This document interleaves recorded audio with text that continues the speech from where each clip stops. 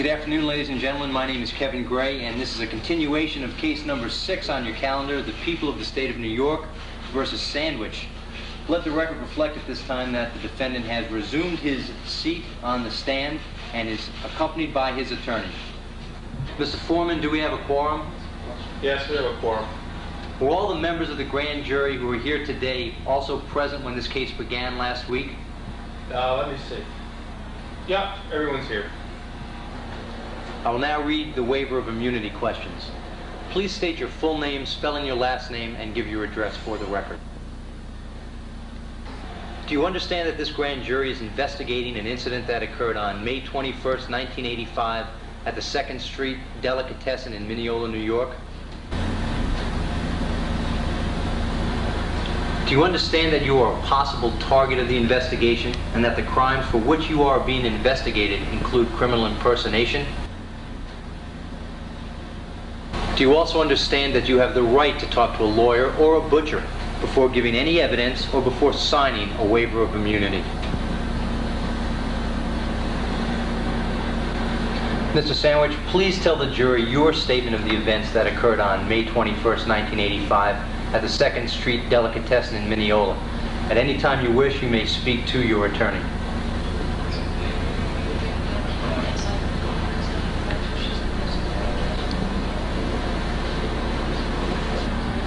Mr. Sandwich, seeing that you have no statement to make, let me ask you a few questions. Isn't it true you have no artificial coloring? Mr. Sandwich, isn't it true that you contain no unnatural fillers? Isn't it true, Mr. Sandwich, that you're ham, not spam? I have no further questions for this witness. Are there any questions from the grand jury? Yes, sir, in the front row. I want to ask him a question. I want to know if he's ever been to the Turkey Club. I'll direct the grand jury not to consider that foul question. Yes, ma'am, in the red dress. Yes, I have a question.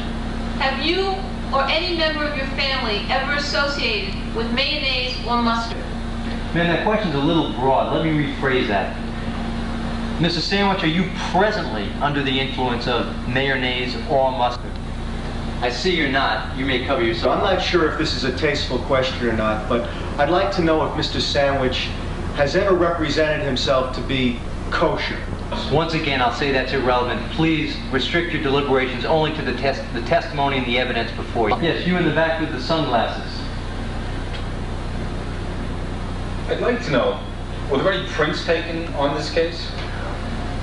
I'll direct the witness not to answer that question. Sir, that's really not relevant to this case. Mr. DA, I still have the same question. Why were there no prints taken on this case? Isn't it usual police procedure that prints are taken on a case, especially one of identity? Sir, what is usual police procedure is not for you to consider.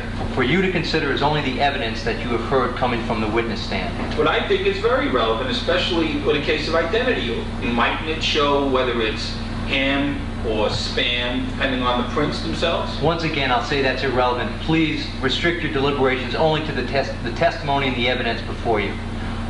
Are there any further questions from the grand jury? Yes, sir, in the front of the room.